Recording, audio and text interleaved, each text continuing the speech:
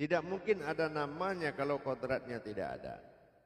Nah, batin itu dikatakan sebuah wujud.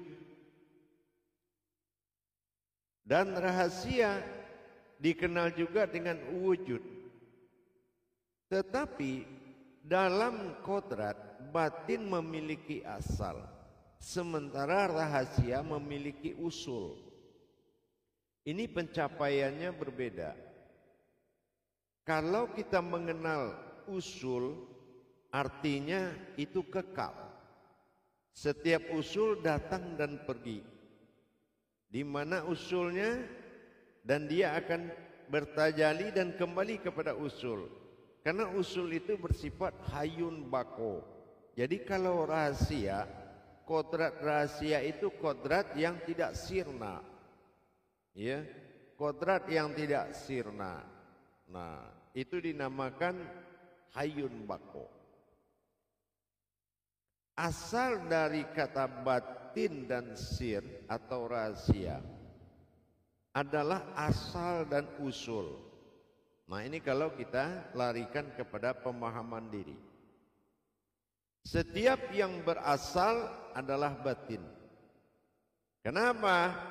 Karena batin inilah yang akan mewujudkan zat dan nur, sehingga terlihatlah dari mana asalnya.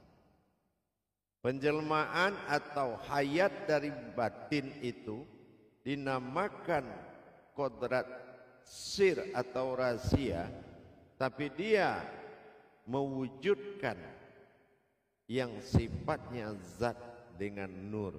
Artinya segala kehidupan, tetapi tidak kekal.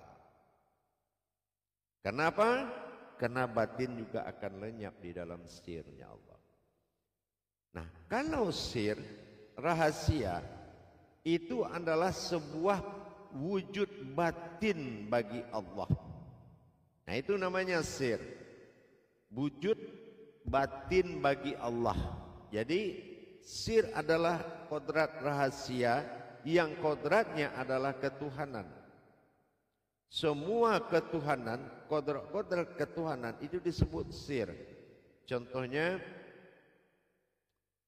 nyawa bagi kita, sifat bagi Allah. Batin al-faqullah, artinya batin Allah juga ada yang terlihat tetapi sifatnya sir. Gitu. Nah, kita mengenal setiap kerahasiaan Allah adalah bako, kekal. Ya. Nah, ini diwujudkan kepada sebuah batin ketuhanan. Nah, kita ambil kepada diri, dinamakan bilah. Bilah adalah bako bilah.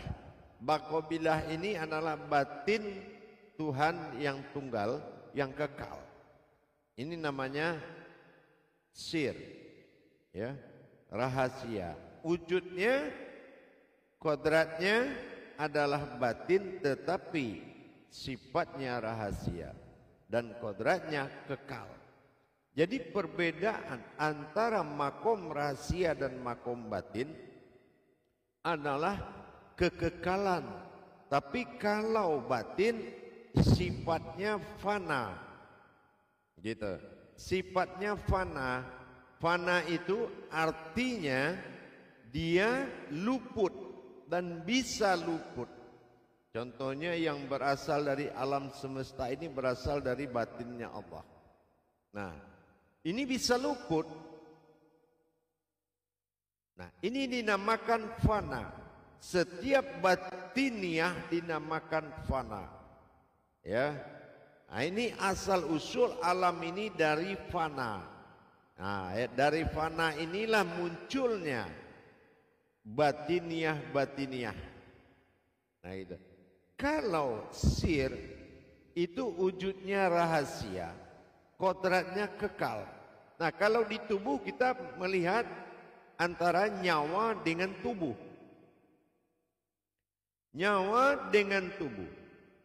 Tubuh ini kodrat sifatnya batin. Sementara nyawa, kodratnya sir. Kalau bertemu tubuh dengan nyawa, ini melahirkan hayat, hidup. Gitu. Jadi kalau kita memahami hayatullah itu adalah pertemuan sir dengan batin menjadi hayat. Hayat ini adalah suatu kodrat zat Allah yang terlihat. Nah itu, ini yang dikatakan sir dan batin. Jadi akhirnya sir dan batin ini kedua-duanya satu kehidupan. Nah kalau kita kenal di hijaiyah itu lam alif dengan alif. Kalau kita kenal di Al-Quran ya hijaiyahnya. Sekarang bagaimana membedakan lam alif dengan alif? Nah kita lihat lam alif tidak juga ada alifnya. Nah gitu ya, alif. Nah, ini satu kesatuan sama dengan sir dan batin tadi. Ya. Tapi kenapa dikatakan bertemunya nyawa kita dengan jasad dinamakan hayat? Sama, kalau alif bertemu dengan lam disebut lam alif, lamnya alif, maka dia akan tunggal menjadi hayat. Hayat ini yang disebut alif. Hayat dari kodrat alif dan lam tadi. Ini yang dikatakan jalalah. Nah, itu yang persamaan kalau kita bawa kepada pengkajian diri. Maka muncullah hayat. Kalaulah kodrat rahasia tidak bertemu dengan kodrat batin, itu tidak akan hayat, berarti bukan alif namanya. Makanya dikatakan lam alif ya. Lamnya alif.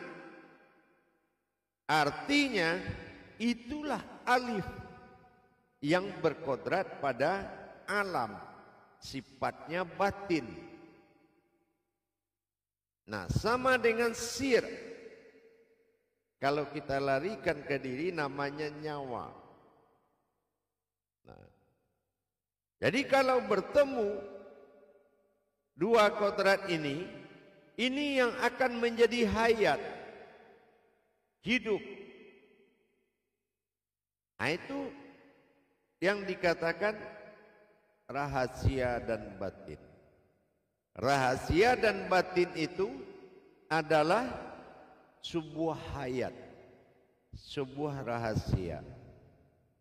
Kalau ini sudah bertemu, maka dia akan menjadi kodratnya hayat, kodrat hidup. Maka dikatakan manusia itu adalah hayatnya Allah. Nah, ini sifat bagi Allah yaitu hayat. Karena kodrat alif pada nyawa, kodrat batin pada jantung atau pada tubuh. Lam alif itu akan terbagi dua. Lam alif pada nyawa, sir. Alif nyawa, jasad, tubuh, lam jalalah. Begitu juga di batin. Seperti kita lihat di jantung kita. Wujud alif pada jantung, sir adalah kalam atau aras, yaitu bunyi atau kodrat yang menggerakkan. Wujud. Dan lam jalalah sebagai batin. Inilah wujud aku dalam batin. Nah ini yang dikatakan lam jalalah pada alam dohirnya. Ya, dikatakan markubah atau baitullah. Nah begitu juga dengan lam alif pada diri sir. Makanya dikatakan lalah atau jalalah, perjalanan alam zahir dan batin yang wujudnya zat Allah. Nah, begitu kita memahami apa perbedaan zahir dan dikatakan batin. Berawal dari sir dan batin. Nah, sifat sir adalah kerahasiaan Allah bertajalli pada sifat ketuhanan. Sifat Tuhan wujud tunggal. Tapi kalau lam jalalah adalah sifat alam batin bagi wujud Allah. Jadi kalau ini yang dikatakan wujud aku dalam batin. Ah, ini yang dimaksud pada titik awal mula jadi. Inilah yang dikatakan sifat rahasia dan batin. Jadi kalau kita ingin memahami apa rahasia-rahasia Allah adalah sifat tersirat bagi ketuhanan. Gitu. Jadi sifatnya kekal. Batin-batin Allah itu banyak, ada napas, tanapas, ampas, nupus, itu adalah hayun bako, itu kekal semua. Itu kekal. Ini yang digolongkan kepada sir. Ya. Nah, gitu. Jadi apalagi contoh sifat 20. Mana yang kekal bagi Allah? Salbiyah. Nah, itu kekal bagi Allah. Ya. Yang kedua nafsiyah. Tapi manawiyah dia adalah batin. Nafsiyah wujud, tunggal. Dan salbiyah adalah sir. Nah, jadi kalau kita sudah bisa membedakan mana yang digolongkan rahasia dan mana yang digolongkan batin, maka kalau kita ingin mengenal mana rahasia mana batin karena sama-sama tidak terlihat, maka kita harus tahu mentajalikan, mempertemukan, maka muncullah hayat kedua sifat tadi. Inilah wujud.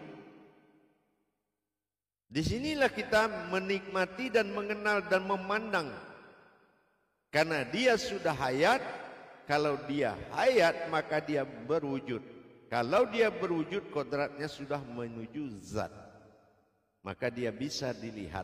Yang tidak terlihat tadi, alif tersirat dan lam jalalah juga tersirat.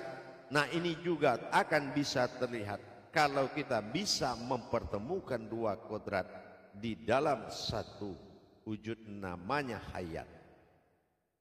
Kalau kita ada kemampuan mentajalikan, maka sama dengan kita melihat di tubuh kita sendiri. Kalau sudah bertemu jantung dengan nyawa, maka jasad adalah penampakan. Nah, ini yang dikatakan ahyan karajiah. Kalau sudah bertemu ahyan sabitah dengan kudus, Ruh Kudus tadi, atau dikatakan dengan diri jauhar tadi, maka dia akan terlihat ahyan karajiahnya. Sama kita mengenal sir dan batin. Mengenal sir dan batin itu agar bisa dia terlihat, maka Allaha kata alif satukanlah. Nah, dengan kita satukan persandaran sifat sir pada nyawa dan lam pada jalalah pada batin jantung, maka ini yang dikatakan hayatullah, maka terlihatlah berwujud alif. Nah, ini yang dikatakan alif. Jadi kalau kita mengenal apa itu rahasia, apa itu batin, adalah dengan mengenal tajali perjalanan. Apa dari awal batin, apa dari awal rahasia. Dan ini akan menjadi satu kesatuan, yaitu hayat hidup. Nah, hidup ini baru ada dua dia. Ada kehidupan, ada yang hidup. Nah, ini ada zahir dan ada batin. Jadi pengenalan rahasia dan batin itu adalah dengan memahami fana pada batin, filah nama kodratnya, bako pada sir, bilah pada kodratnya. Saya ulangi, batin fana pada kodrat batin, artinya tidak berurat, tidak berdarah. Filah pada wujudnya, yaitu terlihat, batin yang terlihat. Kalau sir adalah bako, kekal pada sifatnya, bilah pada wujudnya, yaitu wujud batin Allah, rahasia Allah. Jadi fana'um filah wal baqa'um filah. Dapatilah diri yang kekal dan kekalkanlah diri.